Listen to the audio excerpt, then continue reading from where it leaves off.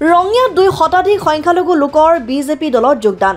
ৰঙিয়াৰ উত্তৰ বনগাঁৱত দেওবাৰে বিজেপি দলে যোগদান কাৰ্যসূচী অনুষ্ঠিত কৰে। যোগদান কাৰ্যসূচীত 2 শতাধিক লোকে ভাৰতীয় জনতা পাৰ্টিত আনুষ্ঠানিকভাৱে যোগদান কৰে। কংগ্ৰেছ অগপকে ধৰি বিভিন্ন দল সংগঠনৰ লোকসকলে বিজেপি দলত যোগদান কৰে। নতুনকৈ বিজেপি দলত যোগদান কৰা কৰ্মীসকলক ৰাজ্যিক বিজেপিৰ সভাপতি ভৱেশ কলিতা, বিজেপিৰ উত্তৰ কামৰূপ জিলাৰ সভাপতি সুবল পাল, আঞ্চলিক পঞ্চায়তৰ সভানেত্ৰী শিপ্ৰা দাসে আদৰণি জনায়। উল্লেখযোগ্য যে বছৰ ধৰি উত্তৰ বনগাঁৱৰ গুৰুত্বপূৰ্ণ পথটো মেৰামতি নকৰাৰ ফলত জহি খহি জৰাজীৰ্ণ হৈ পৰিছে। লগতে উক্ত অঞ্চলতে বৰলীয়া নৈৰ খহনীয়াই ভয়ংকৰ ৰূপ ধাৰণ কৰিছে। এই যোগদান কাৰ্যসূচীত ভৱেশ কলিতাই ৰাইজক আশ্বাস দি কয় যে এই পথটো অতি সোনকালে মেৰামতি আৰু বৰলীয়া নৈৰ ভয়ংকৰ খহনীয়া ৰোধ কৰা হ'ব বুলি আশ্বাস দিয়ে।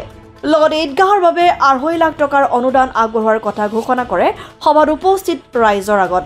শতাধিক সন্মানৰ আমাৰ বালাগাঁও, উত্তৰ বালাগাঁও একচুৱেলি উত্তৰ বনগাঁও বালাগাঁৱৰ সন্মানৰ ৰাইজে আজি যোগদান কৰিলে। বহুদিন ধৰি তেওঁলোকে কংগ্ৰেছক ভোট দি আছিলে, কিন্তু তেওঁলোক কংগ্ৰেছৰ প্ৰতি বীতশ্ৰদ্ধ হৈছে আৰু তেওঁলোকৰ সিদ্ধান্ত লৈছে যে ভাৰতীয় জনতা পাৰ্টীৰ নেতৃত্বৰ চৰকাৰখনে তেওঁলোকৰ কাম কাজখিনি কৰি দিব পাৰিব। এই চুকতে মই তেওঁলোককো ধন্যবাদ দিছোঁ আৰু আশা কৰিছোঁ সকলোৱে একেলগে থাকি সমাজখন আগবঢ়াই নিব লাগিব, সমষ্টি আগবঢ়াই নিব লাগিব। সমষ্টিৰ কোনো এটা চুবুৰী যেন বাদ নপৰে, সেই মানসিকতাৰে আমি কাম কৰি আছোঁ।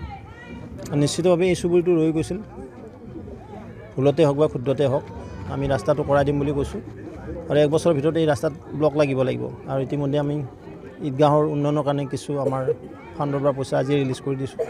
ৰাইজখিনি আগবাঢ়ি যাওক, তাকে কামনা কৰিছোঁ। ৰঙিয়াৰ পৰা আইনাল হুছেইনৰ ৰিপৰ্ট, অসম আদিত্য।